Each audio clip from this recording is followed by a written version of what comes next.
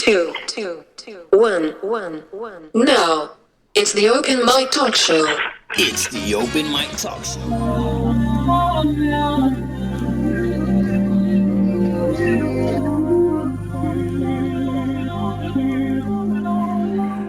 Hey, what's happening, ladies and gentlemen? You're just in time for another edition of the Open Mic Talk Show, along with my co-host. She's the fantabulous, our resident superstar. She's the one, the only, Cara Black. Thank you. I do what I can. Also, he's born in Guthrie, Oklahoma. He resided down in the elbow. He used to spend his nights at the 414. 414. Ladies and gentlemen, it is the sophisticated stylings of one Darnell Swift. Thank you. Appreciate it. I'm getting more and more just, fantabulous with my introductions. I said sophisticated stylings. That's pretty good, wasn't it? Pretty awesome. That was pretty good, wasn't it? I was sitting there thinking, awesome. I'm sophisticated. That's yeah, right. Absolutely. That's right. But I asked somebody. Ladies and gentlemen, this is the strength, knowledge, and power of the biggest, baddest name in talk. We are the Open Mic Talk Show. And hey, man, it is just an extension of what we've been talking about for the last couple of shows, actually. So, sis, you had alluded to earlier in the week that it was some problems with the Native American community.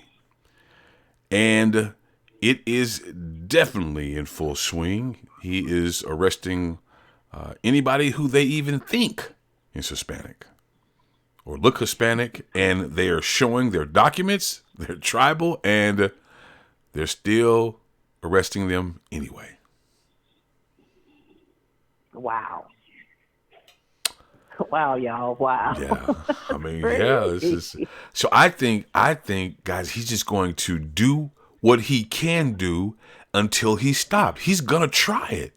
And now you have some of the lower courts who are already pushing back on various components of his agenda going forward. But you know how Trump plays that long game with the courts. And ultimately, he's got everybody in place to be victorious. I don't know. Well, I mean, everything is looking. With this whole thing with the federal aid freeze, they had to rescind that today because they had so much pushback and questions. Like, what are you really doing? And they're like, oh, we didn't mean that. We didn't know you were going to look and see what we were really trying to do. Yeah. So he's getting pushback. And I think it is time for everybody to kind of step up and really hold their feet to the fire. This is the time. Well, I've noticed that eggs aren't any cheaper, gas isn't any cheaper or anything. Just wanted to point that out, that, it's been more than day one, and this stuff was supposed to happen on day one. The Ukrainian war is still in full swing. Nothing's happened there. Matter of fact, he said before he got in office, just the knowledge, the threat of him being the incoming presidency was going to be enough to stop this whole thing in its tracks. Meanwhile, the Guantanamo Bay, they're prepared to house up to 30,000 migrants. How about that? Can't send them back, so we got to send them somewhere. Wow. Well, interesting times, ladies and gentlemen. Interesting times. Also, we're going to have some playoff talk for you here a little later in the show. We're going to see how the picks turned out and who did what and who is going to the Super Bowl. We're going to also give you a couple of picks and just some prognostications about that game as well. So, Brother Swift, I tell you, man, it's troubling times, sir. Troubling times.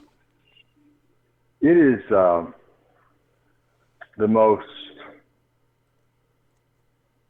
unusual, pathetic time that I've ever seen in all the time that I've been watching politics, following what's going on around the country, the world, and everything like that. I came to a couple of conclusions, really. Number one, we need to stop taking their bullshit. I'm not really down for any dialogue, debate, compromise, or anything like that. What we need to do, I really believe, is it's time to be loud. I really asked myself a couple of times, over the last week and since the election, what is it that I can personally do? What is it we should do as a group, as a community, as people who don't believe in it? And the only thing that keeps coming to my mind is that we just have to be vocal. We have to call it out when we see it, because it is what it is, and it's nothing more than white supremacy, white people trying to hold on to their last vestige of power and doing everything that they possibly can to hurt people that can't really defend themselves. I don't know what the actual answer is for the country collectively that really doesn't buy into this whole mindset of Trumpism. But I know that for me, it's just a matter of standing up and being heard through our platform here, and even face-to-face, not being confrontational, but not being afraid of confrontation. That's where I'm at right now. Well, I completely disagree with both of you. I think it's too late. I mean, I do. It's too late. We can get as loud as we want. We can yell and scream. And now I will say that has worked, obviously in the first week to some degree. I can acknowledge that. But collectively, the greater good, the greater agenda will not be stopped. And he has all of the levers of power. He has everything in place. He's been anointed king. He has total immunity. So he's going to do, if any of this stuff is going to be stopped, we're going to have to stop it, because he's going to do it. And he's going to make you do what you have to do. Do we have the backbone to do that? Do the Democrats, do they have it in them? All this talking, it's too late. He's in office. He's in office. This man was pulling the levers of government, controlling votes and huge decisions in this country. He wasn't even in office. Now he is. I thought about that, what you just said. Not in this moment. What people are saying, they're saying, what are the Democrats going to do? The Democrats are us.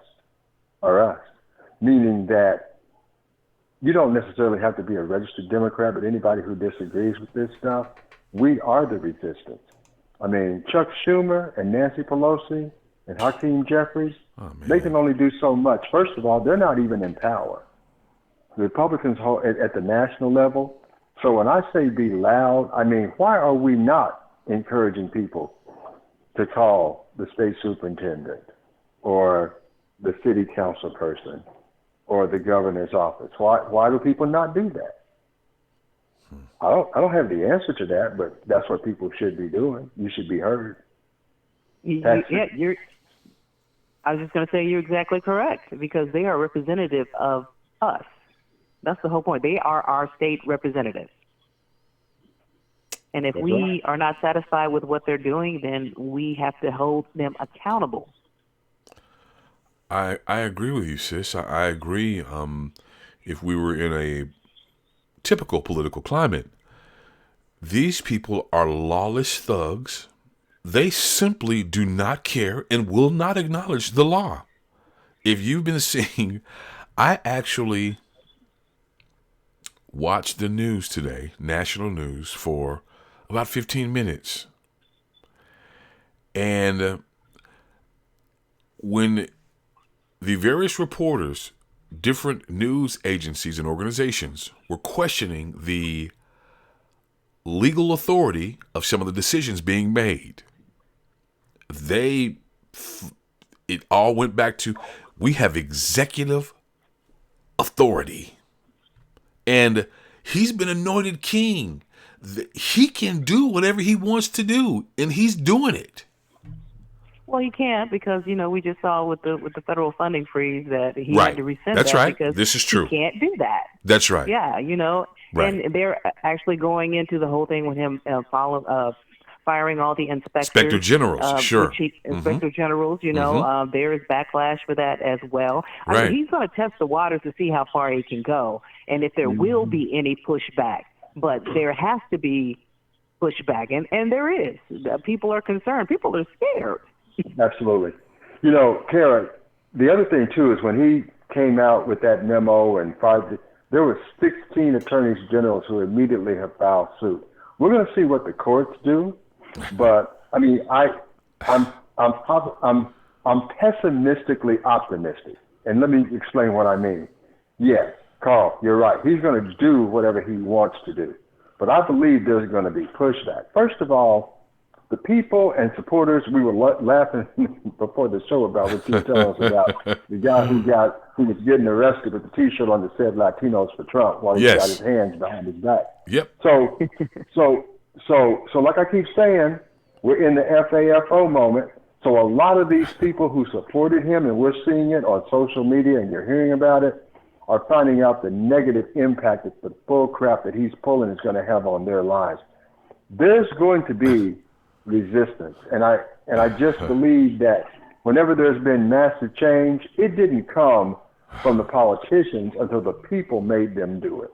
It's no longer about 1,000, 10,000 people showing up in the street, as a protest. Which, hey, there's nothing wrong with that, but it's going to come through our personal interactions, through how we deal with people in our neighborhood. But our personal interactions, our opportunity to deal with that democratically was just here a couple of months ago, and it failed tremendously. And hold on, let me say this.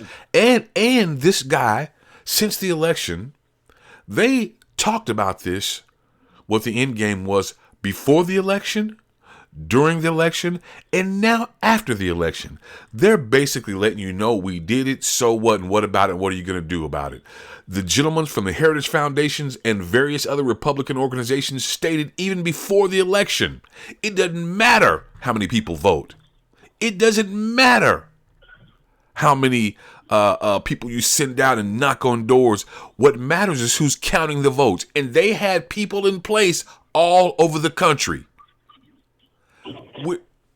I don't want to be a doomsday type guy, whatever. But I'm just saying it's too late. It's too late. It's too late, though. It's too late. It's not too late. No, it's not too late. We're doomed. We're doomed. 70 million plus people did not vote for them. And there are even, let's look at it from this perspective. So there were 70 million plus people that voted for someone else, and there's another 70 million people out there who didn't participate. There is no mandate. They're just doing, like you said, whatever they want to do. Well, I mean, I don't know. Cara, how does he not have a mandate if he won the popular vote and the electoral college? From their perspective, they got a mandate, and you can't tell them any different. Of course not. No, you can't tell them any different, but there's millions and millions of people who disagree with that. Thank you, Cara. You've changed. I didn't know that you. Cara, your voice has gotten so much deeper. I'm a ventriloquist. That's right. Your voice is so much deeper. I don't know what's happened. Just this quick time, so many things have happened. That is the Trump effect, ladies and gentlemen. It's even happening right here on the Open Mic Talk Show. It's happening right here before your eyes. Darnell. Go ahead, Darnell. Oh my goodness.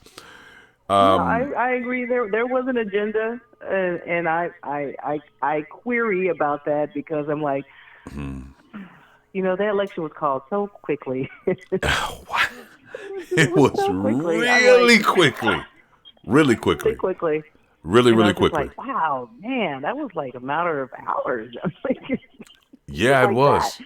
So Yep. it gives you pause, Mm-hmm. and like you said, they have been inserting people in place all over the country.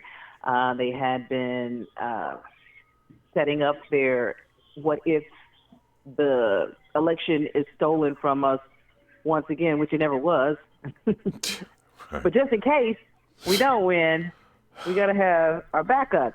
So there was no complaining or anything from anybody about this being it was rigged. The election was rigged. Mm-hmm. Might decide, But I assure you that if he had lost, there would have been a whole campaign about, they stole the election. Well, yeah. Man, I'm telling you, it is, the sky is falling, ladies and gentlemen. It is. It's happening right here. The sky is falling. It's not falling. You're causing people to go into a panic, and we don't want them to do that. Yes, I'm causing that. Little old me. Boy, the power that I have these days, I tell you, that's right. Boy, I tell you, I'm growing in stature, ladies and gentlemen. I'm causing people to have a panic.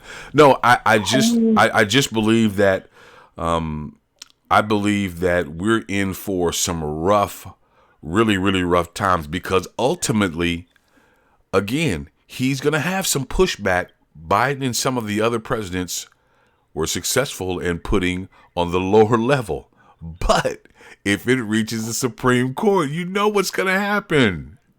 You know what, they're in the bag. It's a wrap. So that's my perspective, and that's why I say what I say. And I just hope that we can do something. But I think the time has passed, because the Democrats and people who were in the halls of Congress and senators and congressional representatives, they went along with all of the bull stuff.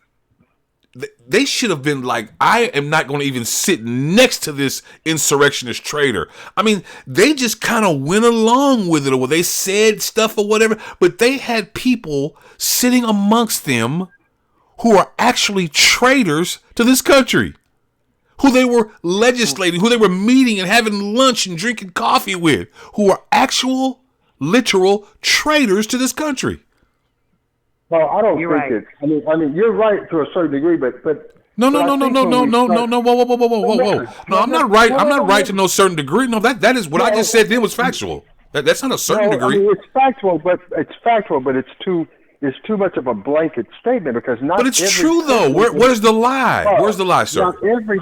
I didn't say it was a lie. I'm just simply saying not every Democrat is acquiescing. There are voices out there that are disputing, that are countering this.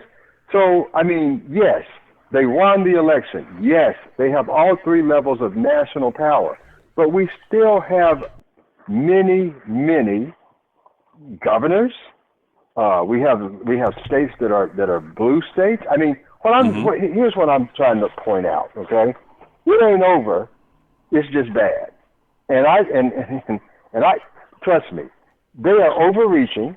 They are doing things that obviously people like you, Cara, and I, and many other people totally disagree with.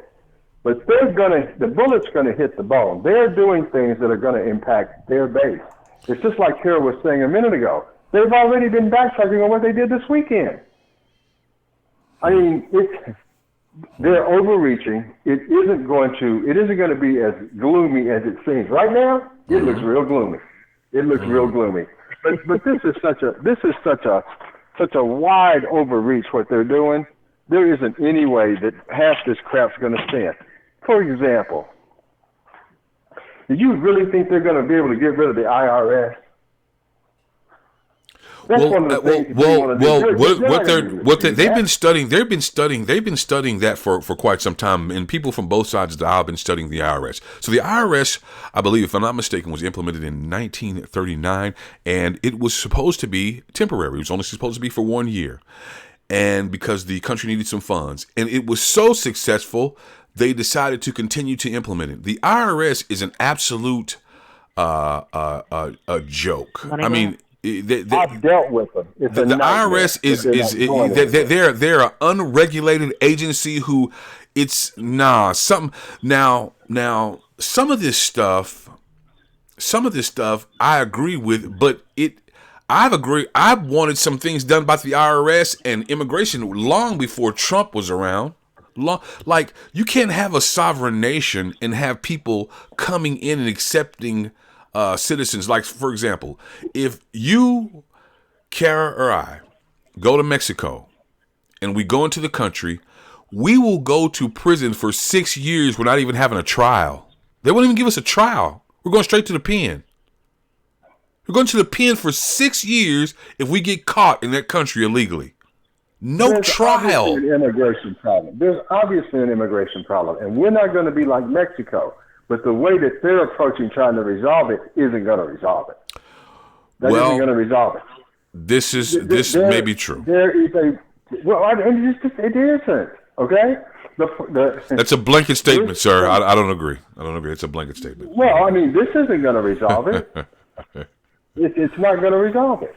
I mean, when you continue to do what they're doing, and farm workers, for example, are afraid to go to work, and food isn't being delivered the way it's delivered, because we know that in most of the agricultural states that produce a lot of the vegetables and fruits, like California and Texas and Florida, when those people are not going to work because they're scared they're going to get deported, and you're going into the store and you're paying $10 for a cabbage, things will change. Well, this is not sustainable. This isn't sustainable. Cara, they're not going to be able to pull it off.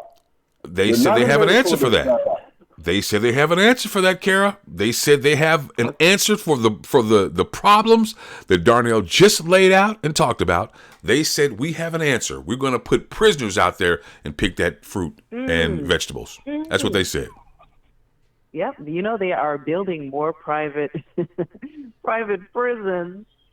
As you say that, that's always been a way. I mean, even right now, they're doing it right now at this moment. They are sending prisoners out to work people's farmland, clean up their buildings, and they don't get paid for that. I believe they get. Life with okay, if I'm not mistaken, like the movie Life. Yeah. You gonna eat your cornbread? Well, anyway, I believe they get paid like a little bit of money, like a minuscule amount of money. I know one of the biggest, something like that, something like really, really small. Like I know, guys, I know for a fact that Hewlett Packard, IBM, Apple, various Fortune 500 companies employ prisoners while they're in prison, right?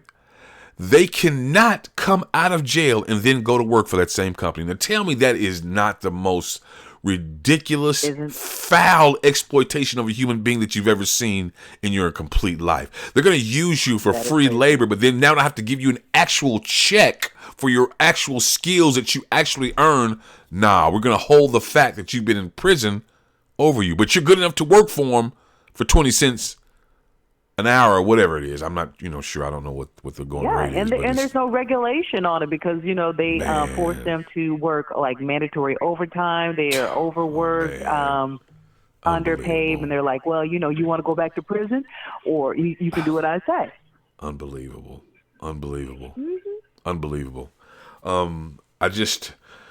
It seems as though, Darnell, you talked about the unsustainability of this current administration and going forward. I don't know why you feel that way, because his whole last presidency was nothing but chaos from start to finish. Now, that particular time, he didn't really know his way around, if you will, if that makes sense. He was still trying to feel his way. He didn't know how the powers and the levers of government worked. Now he has knowledge. And I think it's going to be a lot worse, a lot more detrimental. I would say this. He's going to be a lot worse than this. The country, first of all, let's wait and see how many of these executive orders actually get overturned, because there's going to be a lot of them overturned. Number two, their majority in the House is so thin, they're not going to be able to pass legislation. They're not going to be able to do it. And number three, look and see what happens 2 months down the line when they're really trying to move legislation. Remember, there's another election in 2 years. People in the fall and in the summer will be campaigning for the election in 2026. Actually, there's another election next year. Let's see what happens. There's a couple of states that have legislative races this year, gubernatorial races. Like I said earlier, I'll leave that to you, brother. I will. You'll give us the report or whatever and tell us what's going on with those races. I ain't doing it. Well, what I'm saying is, but that's important. That we should be involved in that. That's the whole point, because these are people just like the superintendent that we have. Kara, you're going back. You're siding with the man, Kara. You're switching sides on me now. You're siding with the man, sis. Now you stop this. Now I'm not. It's important. You don't let, sis. You don't let these people. Don't let them suck you back into this political BS. Now you stop that. Now, Cara, you fight for this independent. Stay away from Darnell and his shenanigans. Trying to pull us back in. Make us stay. It's not shenanigans, but it's real life. You know, if we are not a part of the system, then we are a part of the system because we have failed to participate in the system. Okay, guys. Absolutely. Again. Not No. fighting. No. Really, not fighting is not the answer. Okay. That's not the answer. Okay. We fight. We get ready to. Look at it. Well, let me finish my statement, brother. Okay, go ahead. So if we're fighting, if we're fighting, and we're going to run this race. We're going to run the 100-yard dash, and if you get to start at the 40 every time we run the race, I don't really know how. And that's what we're talking about politics like it's a perfect world and everything is fair and square. We're dealing with diabolical people, and then other people on the other side want to act as if they want to hold hands and be bipartisan. Well, there was a call for them not to do that like that. There was a call for the Democrats to get up and do something, and literally get up out of their seats, walk out, don't show up, make demands, just learn how to play the game. Don't just sit there and be like, no, I didn't know, I thought they were going to do the same, they were going to play fair with us. Right, no, yeah. You need to hold them to the fire and do the same thing. There is so many tactics that they can use to make a difference, but they don't bring don't bring a knife to a gunfight. But here's another analogy. Right. Here's another analogy. You're in the 7th grade. You walk home every day. When you get off the bus, there's a 9th grade bully that gets off the bus too. You gonna keep letting him take your lunch money, or you gonna fight and get your ass kicked and let him know that you've been there? So in other words, what I'm saying is, yes, things look bad. Things don't look great. But you can't just continue to let the bully kick your ass. You got to fight back, because even if you don't fight back, he's going to keep doing it. But let him know you've been there, and that's what we need to do. People who don't agree with this stuff, we can't just sit back and take this. I'd rather take the ass whooping, but let the bully know, hey, I'm in here to fight you. That's what I'm saying. We're not gonna take That's it. what I'm talking about. No, we're not gonna take it. We're not gonna take it anymore. Appearing live at the Emory Theater this weekend, Carle and the Whatnots. Thank you, ladies and gentlemen. We're on No Contract Records, ladies and gentlemen. Thank you very much. I'll be performing there. And catch me in Denver, Kansas City on the little regional tour as we matriculate to the spring. Thank you very much. All this time I've been trying to be a part of the Cara Black experience. I wanted to, play bongos, drums, do something, sing. And I haven't been presented with that opportunity. So I had to take matters in my own hand and go ahead and do my thing. You know what I mean? So that's where So, ladies and gentlemen, football. You guys were absolutely correct. You guys called it. You nailed it. Philly, fly, Eagles, fly. Man, I will say this. They put a walloping on the old Commanders. I was surprised. I I was really surprised. They just literally snatched the wheel from the Commanders. But you know what? There's been a lot of controversy too. The Commanders were still down and they were out there dancing and stuff. Well, that was a game that I didn't think would be, no one thought it was going to be that kind of a blowout. Mm-hmm. I really don't know who I'm rooting for. Like I said, my grandkids and my grandson's a big, they live in Kansas City. He's a big, Kansas City fan. I do like Jalen Hurts because he has an OU tie.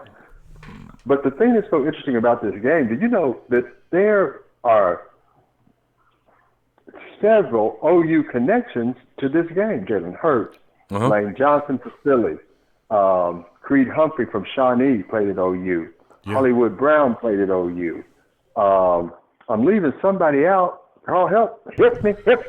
And you also, let me see. Yeah, you have some, you think Creed Humphrey. Man, I think you got pretty much everybody. But you know what? Did I get everybody? Okay. I think you got it pretty much everybody. But you know what, Cara, let me ask you this. Are the refs cheating for the Chiefs? Absolutely. Boy, go ahead, Cara, I tell you, I just, man. That is trending, right? No, I guess so. Like, this is, yeah. I don't see it. I don't see that. Huh. I really agree with Cara. But a lot of people believe that to be true, but I think they're just haters. And well, I don't know, man. Okay. Well, let me just say this. What is the benefit of that? Well, how do you most times and oftentimes when you have a team sport, you don't always get the benefit of the doubt, but it seems as if Kansas City pretty much gets it like all the time. Like if it's close or whatever, it's like, well, we're going to give it to them. I mean, they're the champions. Hey, let's go ahead and give it to Kansas City. What it is, I have a take on that. I think what it is that they've been winning a lot. We all know that, right? And I think that when a call goes their way, it just sort of magnifies it, right? Because they have become a team that a lot of people hate, And so there were a couple of questionable calls or calls that, now the catch that they said that the kid from Texas, I can't think of his name right now, number one, that wasn't a catch.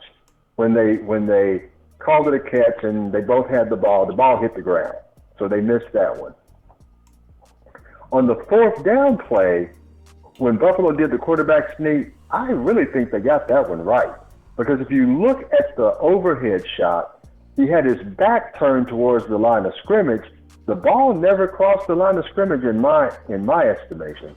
But I get why people do that. And the memes that came out after the game were, I don't know if you guys saw any of them, but they were pretty, shall we say, risque. Well, yeah. Well, we have a gridiron battle in store for the Super Bowl this year. The Philadelphia Eagles and Kansas City. Yeah, let's ask Tom Brady what he thinks about that. Oh, wow.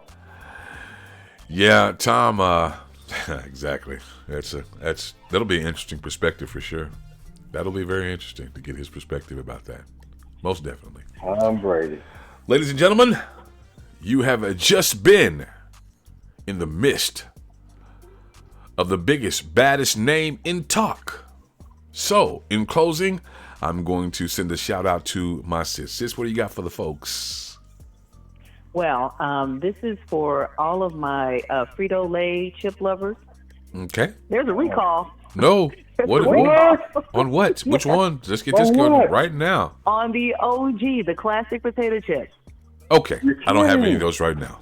So I'm good. I am not kidding. Yeah. So if you have them, you need to get rid of them because it's bad. So I have the barbecue of those particular chips Lay's. I have the Frito-Lay Fritos, and I have some Doritos as well. And I've got the classic, what do you call it? Not the Ruffles, but the Ridges. yes. And I have the Sweet Southern Heat Barbecue. Oh man, I that's have yeah, the- man. Oh Yeah. man, that's a jam. I have the what's it called? The chili cheese. This is an absolute shame. We're sitting here just my basically. God. I mean, this is ridiculous. We're just sitting here. All my fat people say ho. I know. And RFK Kennedy said today that the problem with America is obesity That's right. and our diet. That's right. We are. He's right. We're. That's right, man. We're too big, and we need to curb that. But you know what? With the help of our dear leader, with the leadership that we have at the helm right now, I believe it's all doable and it'll happen. I do. Donald Trump is plotting a new course for this country. Now, we're going down in flames, but it's a new course. It's a new course. Well, you know, seriously, guys, real quick. So, most democracies start to crumble, start the beginning of their demise, start having really, really big issues in 250 years of the existence of a particular country. Guess how old we are? 249. What? There it is. 249. 249. That is throughout history. That's been the general runtime, the general success, if you will, before the crumblings start to happen, the cracks start to show up, and the thing just crashes down. So we might be here. People are calling him the Antichrist and all sorts of things. But Change is good. I know one thing. The end result is still the same. Donald J. Trump is the man with the plan. You're the man. Yes, he is. So, until next time, ladies and gentlemen. Oh, I'm sorry. I apologize. I didn't give up the opportunity for Mr. Swift to give something to the people as well. He needs to send the people off with some good encouragement and the word of knowledge. So I don't want to rob them of that. Sure. Stay encouraged. Keep your game plan together. And be active. Ladies and gentlemen, I just want to say that when you respond on social media and the various outlets, y'all agree with me and tell Darnell and Cara that they is wrong and they better stop attacking me and agree with me as we go forward. That's what I want to Get say. an escape plan, according to Carl. Y'all, we in trouble. We ain't gonna make it. We're going to be all right. This has been the strength, knowledge, and power of the Open Mic Talk Show. And we hope to talk to you again if we don't get canceled and something happens. If we get In the words of Kendrick Lamar, we're Vanquish. going to be all right. vanquished by Donald Trump and his handlers. Stay close, y'all. More music on the way. This is the Kaleidoscope Radio Network and O City FM HD. Stay close.